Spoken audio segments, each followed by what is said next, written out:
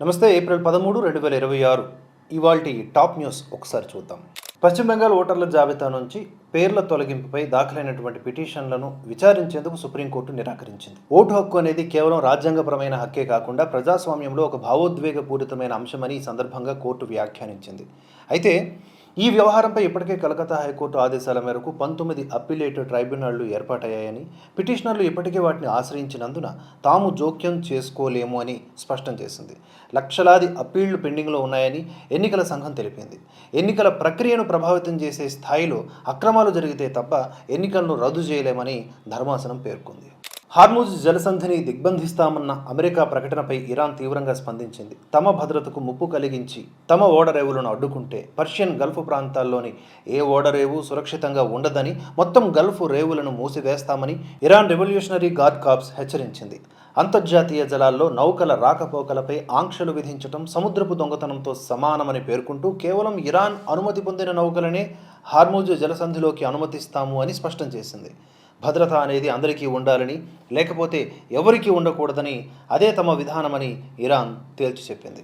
Hormuz జలసంధిని దిగ్బంధిస్తామన్న America ప్రకటనతో పశ్చిమాసియాలో ఉద్రిక్తతలు పెరగగా ఆ మార్గంలో ప్రయాణించాల్సినటువంటి 15 భారతీయ నౌకలు ప్రస్తుతం అక్కడే చిక్కుకుపోయాయి. వీటిలో ప్రధానంగా ఎల్ఎన్జీ, ఎల్పీజీ, ముడి చమురు ట్యాంకర్లు ఉన్నట్లుగా సమాచారం.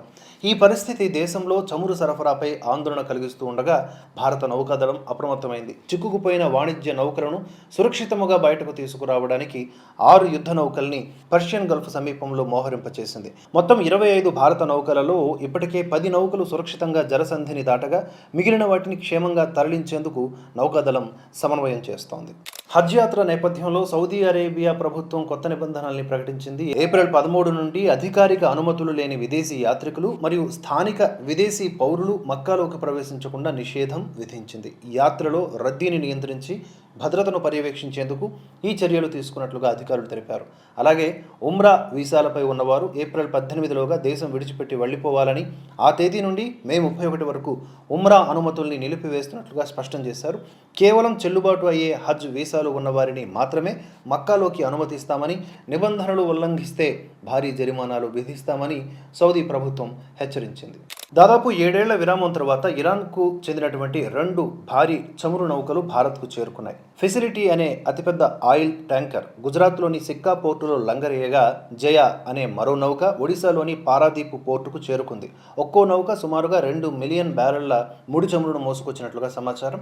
అమెరికా ఆంక్షల కారణంగా 2019 నుంచి భారత్ ఇరాన్ నుంచి చమురు దిగుమతులు నిలిపివేయగా, ప్రస్తుత పశ్చిమాసియా ఉద్రిక్తతల నేపథ్యంలో అమెరికా ఆంక్షలను కొంత సడలించడంతో ఈ నౌకలు భారత్కు చేరుకున్నాయి. చమురు వినియోగంలో ప్రపంచంలోనే 3వ అతిపెద్ద దేశమైనటువంటి భారత్ ఇంధన కొరతను అధిగమించేందుకు ఇతర దేశాలతో పాటుగా ఇరాన్ నుంచి కూడా చమురు కొనుగోలుకు సిద్ధమని ఇటీవల ప్రకటించిన క్రమంలో ఈ పరిణామం ప్రాధాన్యత సంతరించుకుంది. ఉగ్రవాదులకు పాస్పోర్టులు, ఆధార్ కార్డులు వంటి నకిలీ గుర్తింపు పత్రాలను సమకూరుస్తున్న ఓ భారీ నెట్వర్క్ను జమ్మూ కాశ్మీర్ పోలీసులు, కేంద్ర నిఘా సంస్థలు సంయుక్తంగా ఛేదించాయి. లష్కరే తోయిబాతో సంబంధాలు ఉన్నటువంటి ఈ ముఠాకు చెందినటువంటి 5 సభ్యులను హర్యానా, రాజస్థాన్లలో అరెస్టు చేశారు. 16 ఏళ్లుగా పరారీలో ఉన్నటువంటి పాక్ ఉగ్రవాది అబ్దుల్లాతో పాటుగా మరో పాక్ జాతీయుడిని పట్టుకోవడం ఈ ఆపరేషన్లో కీలక విజయంగా పోలీసులు భావిస్తున్నారు. ఈ ముఠా నకిలీ పత్రాల సహాయంతో ఉగ్రవాదులు విదేశాలకు పారిపోయేలా సహకరించడమే కాకుండా వారికి ఆశ్రయం, ఆహారం, ఆయుధాలను కూడా అందజేస్తున్నట్లుగా దర్యాప్తులో తేలింది. వీరి వద్ద నుంచి 3 AK-47 తుపాకులు, ఇతర మందుగుండి సామాగ్రిని కూడా స్వాధీనం చేసుకున్నారు. ఇరాన్పై నౌకాదళ దిగ్బంధనాన్ని విధిస్తున్నట్లుగా అమెరికా అధ్యక్షుడు డొనాల్డ్ ట్రంప్ ప్రకటించడంతో అంతర్జాతీయ మార్కెట్లో ముడి చమురు ధరలు ఒక్కసారిగా పెరిగిపోయాయి. బ్రెంట్ క్రూడ్ ధర ఆదివారం 8% పైగా పెరిగి బ్యారెల్కు $103కు చేరుకుంది. అమెరికా, ఇరాన్ అధికారుల మధ్య కాల్పుల విరమణ చర్చలు విఫలమవడంతో హార్ముజ్ జలసంధి గుండా వెళ్లేటటువంటి నౌకలను అడ్డుకుంటామని ట్రంప్ పేర్కొన్నారు.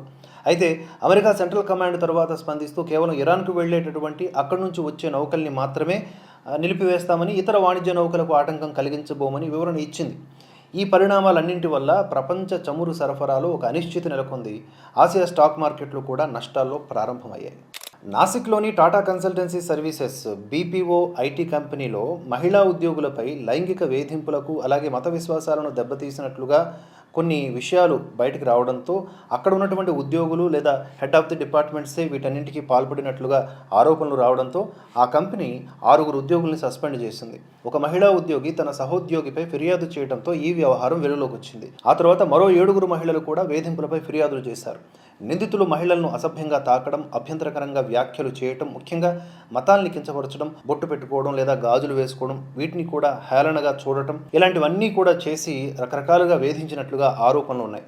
పోలీసులు అండర్ కవర్ ఆపరేషన్ నిర్వహించి నిందితుల్లో ఒకరిని రెడ్ హ్యాండెడ్గా పట్టుకోగా మొత్తం 7 అరెస్ట్ చేశారు. వేధింపుల పట్ల తమది జీరో టాలరెన్స్ విధానమని స్పష్టం చేసిన టీసీఎస్ పోలీసుల విచారణకు పూర్తి స్థాయిలో సహకరిస్తామని వెల్లడించింది.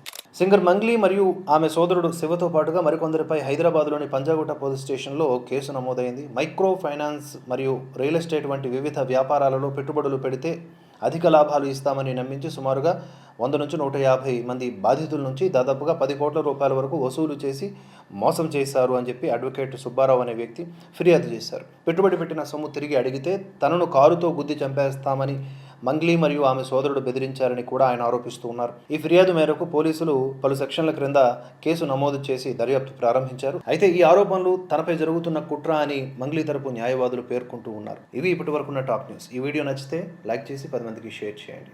జై హింద్, జై భారత్.